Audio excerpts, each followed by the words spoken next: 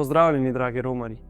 V prejšnjem videu je Matevž predstavil realnost greha, ki je realnost vsakega človeka, pa če se tega zaveda ali ne. Danes pa bomo govorili o prvem koraku do odpuščanja greha, o kesanju. Verjetno ste že kdaj slišali stavek: nikoli ne obžaluj svojih preteklih odločitev, saj vsak del vodil do tega, kar si danes. Ali nikoli ne obžaluj svoje preteklosti, saj te je oblikovala v osebo, kakršna si. Ta stavek sem enkrat celo slišal od duhovnika. In na prvi pogled se mi je stavek zdel smiselen, a hkrati sem ostal nekoliko zadržan. Zakaj? Smiselno se mi je zdelo, da ne ostajamo ujetniki preteklosti, da ne pogrevamo stalno odločitev iz naših preteklih dejanj, ampak pustimo, da naša dejanja stopijo v sedanjost in nas obogatijo z znanjem in izkušnjami, ki smo jih prejeli. Ampak nekaj obžalovanju preteklih odločitev mi ni dalo miru. V resnici ni vseeno, kaj sem storil v preteklosti. Kaj, če sem zaradi teh svojih odločitev sedaj celo slabša oseba? Kaj, če se nisem približeval podobi, ki jo je Bog pripravil zame in sem s svojimi dejanji od nje celo oddaljeval? Če je tako, ta dejanja ne morem enostavno sprejeti kot del moje celote in iti naprej. Želim jih obžalovati in postajati vedno bolj to, kar je Bog zame pripravil. Sam sem v preteklosti gotovo sprejel tudi slabe odločitve. Povzročil škodo in prizadel ljudi. Naredil sem korake, ki so vodili v greh in so prizadeli moj odnos do Boga in do bližnjega. In ko danes gledam nazaj, si želim, da tega ne bi storil. Zato lahko čutim obžalovanje. Vendar pa kot kristjan ne smemo ostati samo pri obžalovanju. Vera mi pomaga narediti korak naprej. Teh dejanj se moram kesati. Kaj je kesanje, najbolje razloži svetopisemski primer Petra in Juda. Oba apostola, Peter in Juda, sta v trenutku Jezusovega trpljenja doživela zelo podobno situacijo. Oba sta izdala Jezusa, njunega učitelja in prijatelja. Juda izda Jezusa velikim duhovnikom, Peter pa ga kar 3-krat zataji.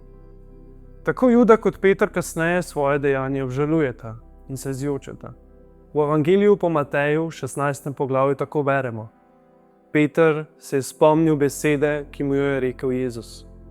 Preden bo petelin zapel, me boš 3-krat zatajil. In šel je ven in se bridko zjokal.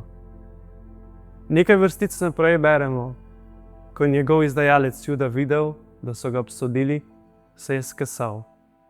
Velikim duhovnikom in starešinam je prinesel nazaj 30 srebrnikov in rekel: grešil sem, ker sem izdal nedolžno kri. Tedaj je vrgel srebrnike v tempelj, se umaknil ter šel in se obesil. Oba sta dejanja torej obžalovala, ampak samo eden od njiju, Peter, se je pokasal.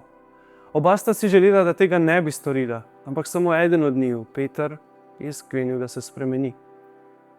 Obžalovanje je pasivno stanje, medtem ko kesanje priznava napako in sprejema trden sklep k drugačnemu ravnanju.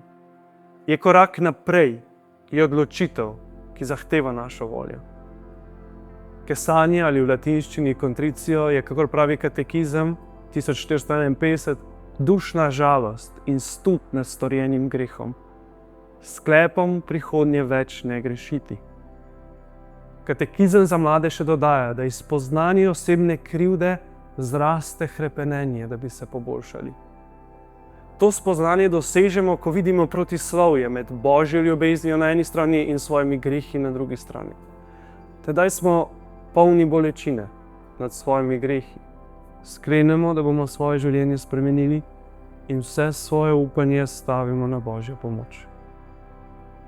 Tako imamo svetega Petra in ne tudi svetega Juda. Juda sicer obžaluje svojo odločitev, a ni sposoben sprejeti sklepa po spremembi. Ostaja torej stran od podobe, ki jo je zanj pripravil Bog. Drugi pa se v žalosti svojih odločitev nasloni na upanje v Božje usmiljenje in sklene spremeniti svoje življenje. Peter dovoli, da ta bolečina izdaje pride do srca, ga prizemni, povabi k skromnosti.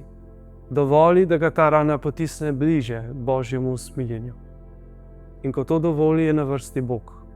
ki še tako velikega grešnika lahko ustvari svetnika. Ključen korak na poti nazaj k Bogu je torej skleniti, da bomo svoje življenje spremenili.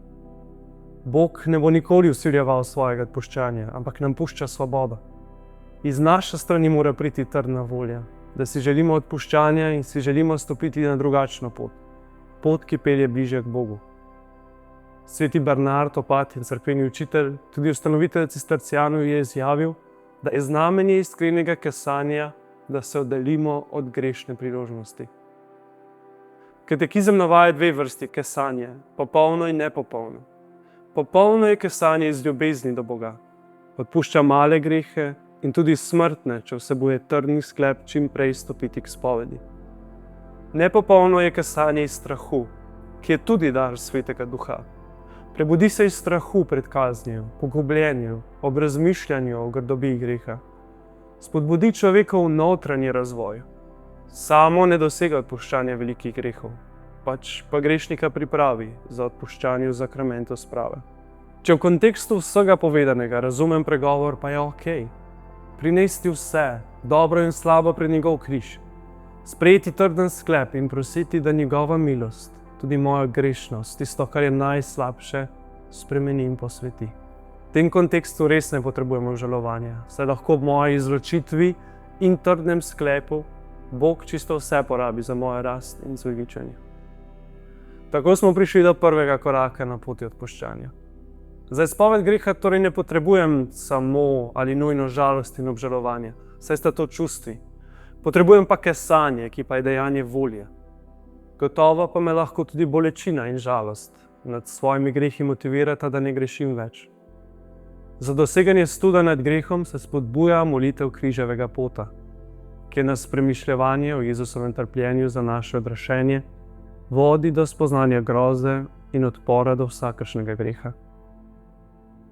Kako prepoznati in identificirati svoj greh z izpraševanjem vesti, pa bomo spoznali naslednjič. Se vidimo.